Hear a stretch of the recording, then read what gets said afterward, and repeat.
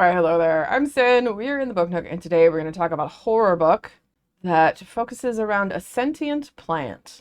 Now, recently, I've been reading books that coincidentally just have sentient plants in them, not on purpose. It's just this kind of happened that way. And well, two of them were cozy fantasies, so the plants were nice and lovely, and it was cute. This one is a horror. It is quite the fascinating read. I really liked it. So I picked it up and then, it's called Eat the Ones You Love. So you're like, oh, okay, so this plant probably eats people, right? Look at that title. What else could I assume? So does it? I don't know. Maybe it does. You'll have to read the book to find out. But it is a horror book. It takes place mainly in this mall. It's a mall from the 70s. We're in Ireland, and there's this girl, Shell, and she's just moved back home. She had lost her job as a graphic designer. She had worked for this company that went under. The guy that she was with, Gav, their relationship ended. And so she's moved back home to live with her parents and her family. So she's back home. The house is kind of chaotic. Her sisters are there. And so they're just trying to kind of stay out of each other's way. And she's trying to find a job. And one day she goes to the mall, which is called the Woodbine Crown Mall, and she goes by this floral shop and she buys some flowers. But she also sees when she goes in that it says help needed outside, and she's like, okay, flowers. I could work here. I could do that. And there's this woman inside, Nev, and they start to talking, and she's like, all right, well, come back and on this day and then we'll get you started. And so she gets a job there and she's going to help out and make arrangements and this, that, and the other. So she also has this attraction to Nev as well. So might be a little bit of a will they, won't they happening in this too. So is this kind of a horror romance? Like a little bit, but not a ton. But there's definitely love interest there. So she gets the job. She starts to get to know Nev. The first day she works, she sees that Nev has a ring on her finger. And at some point in time, she kind of thought like Nev was flirting with her a little bit, but then she's not really sure. And then the next day, Nev isn't wearing that ring on her finger anymore and has it around her neck on a necklace. So she's like, okay. And as she gets to know Nev, she gets let into this like friend circle that Nev has with these other people that work in the mall. There's Beck, who works at a travel agency. There's this other guy, Kiero, who works at like a print shop. And then there's Daniel, the hairdresser, that Daniel had actually known Shell back in the day when they were in high school. So they actually have one day a week where they all meet up in the food court after everything's closed and they just like hang out and drink there. And so she's like, I'm not really getting any social interaction, so it'd be awesome to go and hang out with these people, because Nev gets to the point where I guess she feels comfortable with her enough to invite her to come. And she's doing really well at the floral shop, but stuff gets like a little weird. She notices Nev has like scars on her hands, and then there's this weird like atrium in the middle of the mall that's all green and like you can't really see inside it.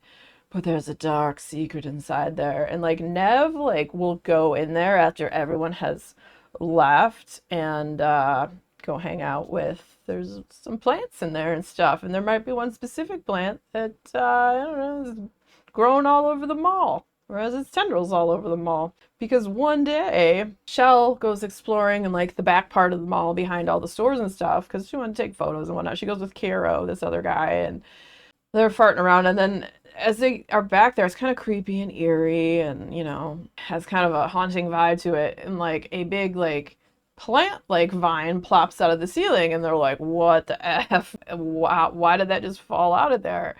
And then Shell kind of like goes up to it and then she touches it, and then like her hands later that day start itching really bad, like weirdly. But what was weird about that vine, the vine also went back up in the ceiling, and they're like, oh my god, okay, we need to get the F out of here. So they like ran and got the F out of there. So that was weird. But these vines and stuff, they're like all over the mall, and there's some weird stuff. And then over the years too, you find out that people have gone missing, but there wasn't really a specific type of person. There was a middle-aged man, there was a younger kid. Kiro's sister was actually one of the people who had gone missing as well. And Nev has some dark secrets that she is hiding. And her ex, too, is still a little bit involved in this. Her ex was a doctor, Dr. Jen, and she had done scientific work with like different orchids and flowers and stuff. And so she still worries about her and maybe still has some sort of feelings for her. So she kind of like keeps in contact with one of the friends to maybe keep an eye on her and stuff, and like she's worried about her, and she's like, there's something effed up in that weird atrium, and she finds out that Nev had hired another person, and so then she gets even more worried, and so it's like,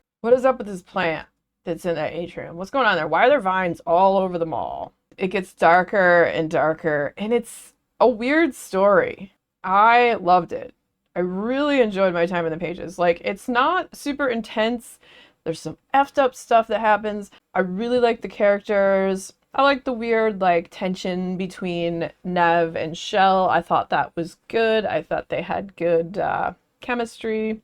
And then also with the other characters as well. I thought they all had a nice, like, they don't fit the mold of what regular society and all their clone groups of people. It's not a bunch of bros, it's not a bunch of hens. It's like this nice, unique, like art, almost like artsy group of people that hung out, that found each other in this old decrepit mall, and like that part was a little bit sweet. And so yeah, I like the characters, I like the flow of the story, I like the writing. I liked that it was weird and that you're not quite sure like what this plant is doing. Like, how is it manipulating things, and what are the evil machinations that are going on behind the atrium doors, you know, that no one seems to know is going on, and will anyone else be hurt, and all of that stuff. I thought it was an excellent horror book.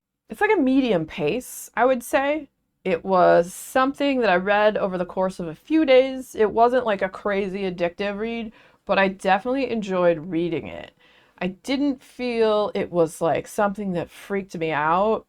I thought it was weird and effed up, and I liked that. I thought it had a good function and flow to it. Yeah, I would definitely read more by this author. I mean, there is a couple gross parts, as there usually is with horror, but nothing too crazy. So, if that sounds good to you, if you like stuff with weird sentient plants, and you like horror, and maybe a little bit of like romance thrown in your horror, not too much, just a touch, then Eat the Ones You Love by Sarah Maria Griffin might just be for you. And if you enjoyed hanging out today, hit that subscribe button, come back, see me again, and we'll talk about more bookish things and weird stuff.